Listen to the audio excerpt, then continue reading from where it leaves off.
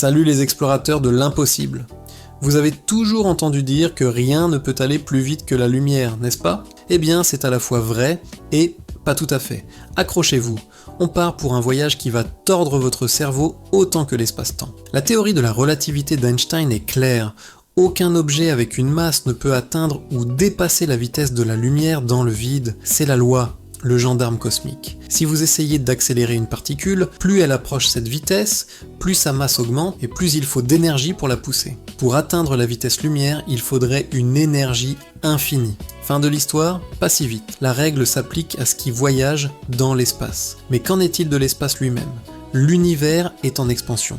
Et devinez quoi ? Cette expansion n'est pas limitée par la vitesse de la lumière. Des galaxies très lointaines s'éloignent de nous plus vite que la lumière, non pas parce qu'elles se déplacent à travers l'espace, mais parce que le tissu même de l'espace entre elles et nous s'étire à une vitesse vertigineuse. C'est là qu'intervient une idée absolument géniale, le moteur Alcubierre. Imaginez un surf. Vous ne pagayez pas plus vite que la vague, vous laissez la vague vous porter. Le moteur Alcubierre, proposé par le physicien Miguel Alcubierre, fonctionnerait sur un principe similaire. Votre vaisseau spatial ne bougerait pas du tout, au lieu de ça, il créerait une bulle d'espace-temps autour de lui. Devant le vaisseau, l'espace se contracterait et derrière, il se dilaterait. Le vaisseau serait alors emporté par cette vague comme un surfeur. À l'intérieur de la bulle, vous seriez parfaitement immobile, pas d'accélération, pas d'écrasement contre le siège. Vous flotteriez tranquillement pendant que l'univers se déforme autour de vous. De l'extérieur, on vous verrait parcourir des années-lumière en quelques semaines, voire quelques jours, dépassant allègrement la vitesse de la lumière sans jamais violer les lois de la physique. Magique, non ?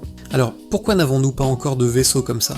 Il y a un tout petit problème. Pour créer cette distorsion, il faudrait quelque chose d'assez exotique, de l'énergie négative, ou plus précisément, une densité d'énergie négative. C'est une forme de matière-énergie hypothétique avec des propriétés gravitationnelles répulsives. On en a bien observé des traces à l'échelle quantique, avec l'effet Casimir, mais en produire en quantité suffisante pour plier l'espace-temps, c'est une autre paire de manches. On parle de quantité d'énergie colossale, de l'ordre de la masse d'une planète, mais en négatif. Donc, voyager plus vite que la lumière, c'est théoriquement possible, mais pour l'instant, ça reste du domaine de la science-fiction. Mais qui sait ? La physique quantique nous réserve tellement de surprises. Chaque nouvelle découverte nous rapproche un peu plus des étoiles. Si cette exploration vous a plu, n'hésitez pas à laisser un pouce bleu, à vous abonner pour ne rien manquer de nos prochaines aventures, et dites-moi en commentaire quelle destination vous choisiriez si vous aviez un moteur Alcubierre. Merci d'avoir regardé,